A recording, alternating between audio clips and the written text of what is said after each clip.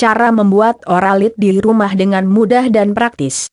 Diare seringkali membuat kita kebingungan karena diare bisa membuat kita cemas.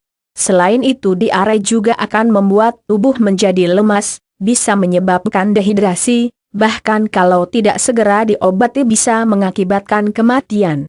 Bila kita terserang diare pasti kita akan bolak-balik ke belakang karena perut kita akan terasa mules-mules ingin bab tidak bisa ditahan terlalu lama. Tapi sobat tidak perlu khawatir karena bila kita terserang diare kita bisa membuat obat sendiri di rumah dengan cara membuat larutan gula dan garam oralit.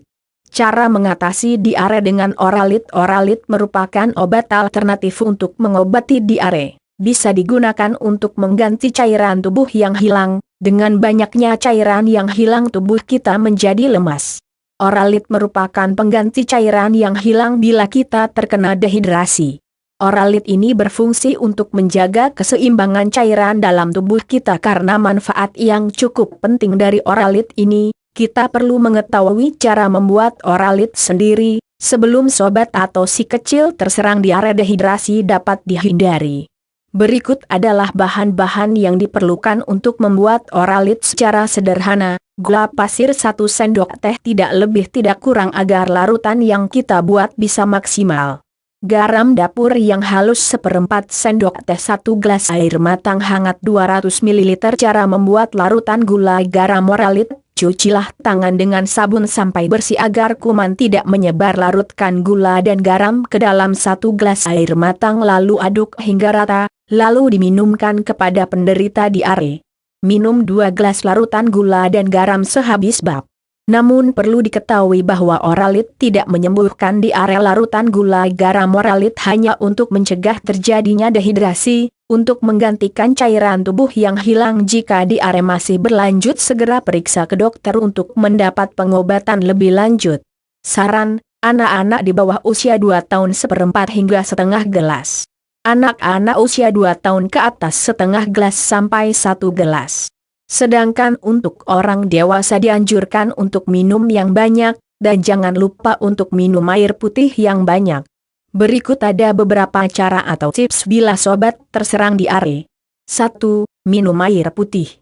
Bagi penderita diare dianjurkan untuk minum air putih yang banyak untuk menggantikan cairan tubuh yang hilang karena sering bolak-balik ke belakang alias diare. Bila sobat terkena diare sebaiknya hentikan dulu kebiasaan minum susu, teh, kopi dan minuman-minuman yang bisa merangsang asam lambung.